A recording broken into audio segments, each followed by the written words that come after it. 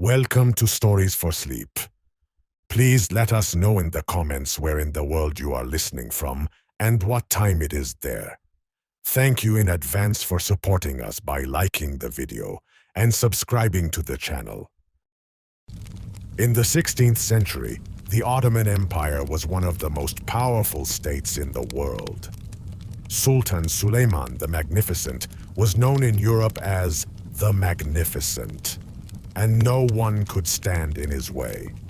He was called the ruler of the Seven Realms. His armies had reached the gates of Vienna. But within the silent walls of Topkapi Palace, a struggle was taking place. Very different from the battlefields, yet just as ruthless. In this struggle, the most dangerous weapons were not swords, but gossip, whispers, and glances. And the most powerful figure in this battle was a woman, Hurrem Sultan. Hürrem was born in what is now Ukraine. Her real name was Alexandra. She was captured at a young age and brought to Istanbul, where she found herself in the Ottoman harem. There she was given the name Hürrem, meaning cheerful, smiling. The harem was not only a place for the Sultan's concubines, it was also an educational institution. Young women were taught music, literature, sewing, and sometimes even diplomacy.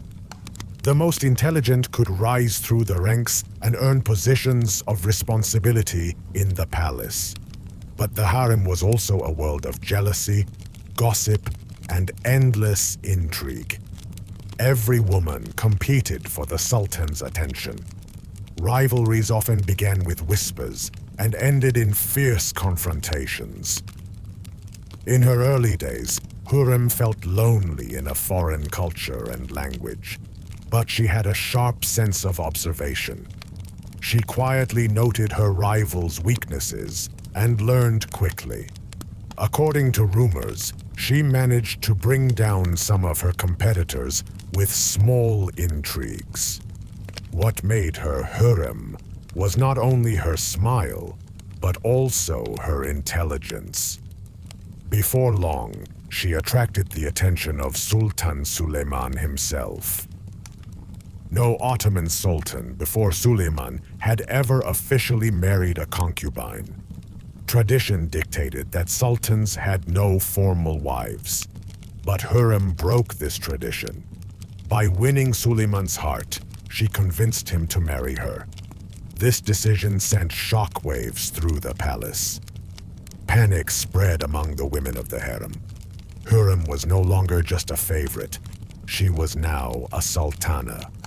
Even statesmen criticized the marriage, whispering, "The Sultan has surrendered to love." He has broken the traditions of the state. Whispers filled the palace.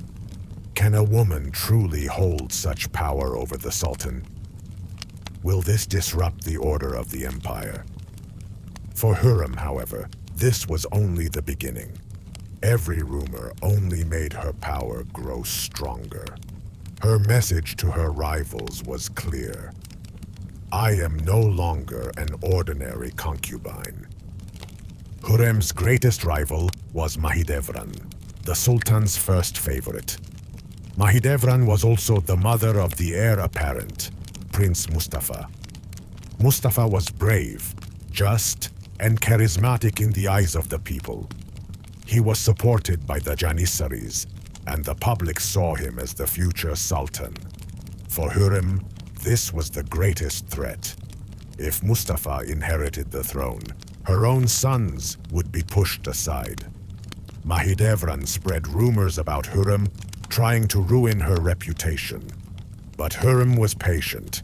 She provoked her rival's anger, carefully laying her plans step by step. Finally, the moment came. According to reports, Mahidevran lost her temper one day and physically attacked Hürrem. But this became her downfall. Hürrem cleverly presented the incident to the Sultan with tears and skillful manipulation. Suleiman turned his back on Mahidevran and sent her away from the palace. This was Hürrem's first great victory in the harem. The women whispered among themselves, "Mahidevran's era is over." But Hürrem's rivals were not only women. One of her most dangerous enemies was Grand Vizier Ibrahim Pasha, Suleiman's most trusted man.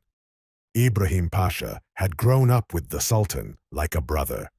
He was so powerful that European ambassadors referred to him as the Emperor.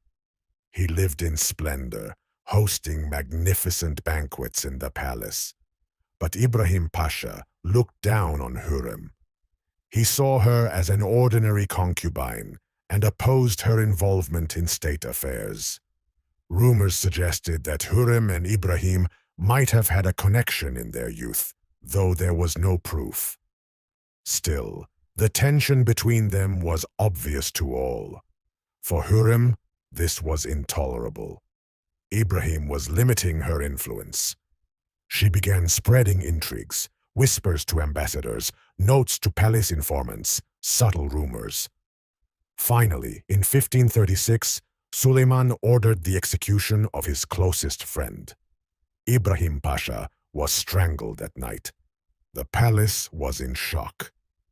People could not believe the Sultan had allowed it. But Hürrem's path was now clear. The greatest obstacle left for Hürrem was Prince Mustafa.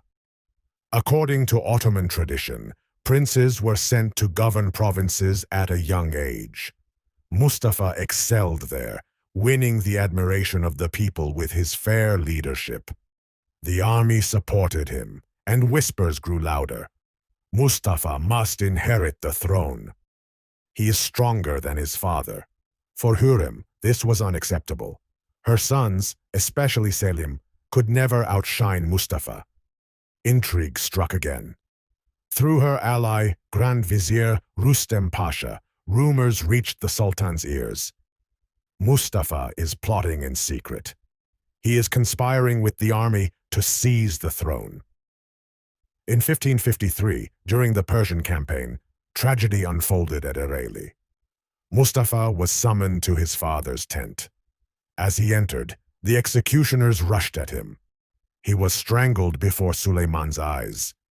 The army was stunned into silence. But in hushed voices, everyone whispered the same thing. This was Hürrem's doing. After Mustafa's death, the palace was completely under Hürrem's control. Grand Vizier Rüstem Pasha was her closest ally. Her sons were now firmly on the path to the throne. Hürrem was no longer only influential in the harem. She was shaping state affairs as well. She exchanged letters with the King of Poland, which are still preserved in archives today. European ambassadors wrote in their reports, "The Ottoman Empire is being ruled by a woman." At the same time, Hürrem established charitable foundations and built public works. She commissioned mosques, schools, and soup kitchens. Even these acts of charity were also demonstrations of her power. Her most famous foundation, the Hurrem Sultan complex in Istanbul, still stands today.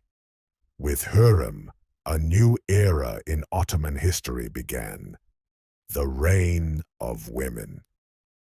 For the first time, a woman had become the most powerful figure in the empire. Hurrem Sultan became one of the most controversial figures in history.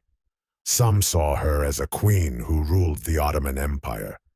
Others accused her of weakening the state with her intrigues. But one fact was undeniable.